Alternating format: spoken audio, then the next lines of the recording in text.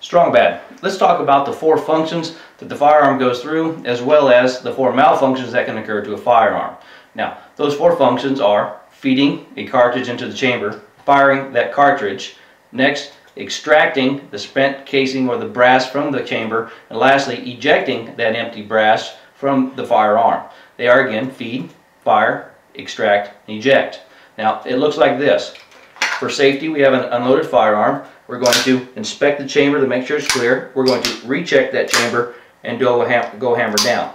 Now, we have, for today's purposes, dummy rounds. These are inert pieces of plastic. They resemble bullets, but they will not fire. They're not full of gunpowder. They do not have a primer. The loaded magazine is inserted into the firearm. The slide is racked rearward, and when the slide comes forward, it feeds that ready cartridge into the chamber. You bring the sights up onto target, the hammer down strikes the firing pin, strikes the primer, primer ignites gunpowder, the gunpowder rapidly burns, producing rapidly expanding gases which force the lead or the bullet from the firearm.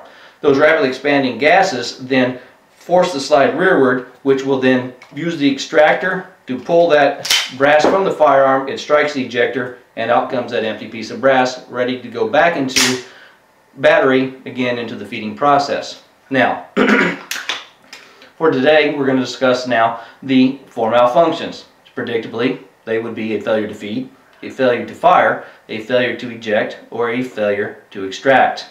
Now, I changed the order because we're going to talk about those first 3 and then go to the failure to extract. Failure to feed, failure to fire, and failure to eject can all be solved with the same remedial action.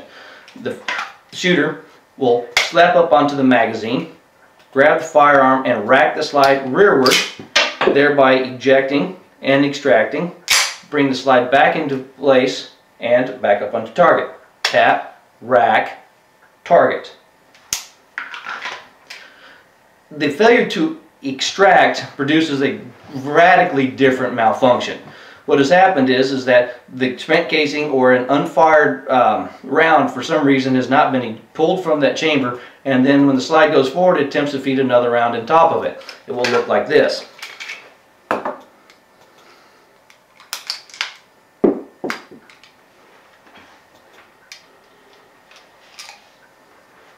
Again, dummy rounds. At this time, there is a round in the chamber, or at least the brass. The slide has tried to pick up that next cartridge and place it into the chamber, but it can't. So now the pressure of the spring, which is driving that slide forward, is putting pressure on the rest of the firearm, and it's pretty reasonably hosed up. The proper way to clear this, and the fastest way to clear this each and every time, is to lock the slide to the rear. Remove the magazine forcefully if you have to. Vigorously rack the slide at least 3 times. Lock the slide to the rear, reinsert the magazine, slide forward by racking it back and releasing it, and then back up on target.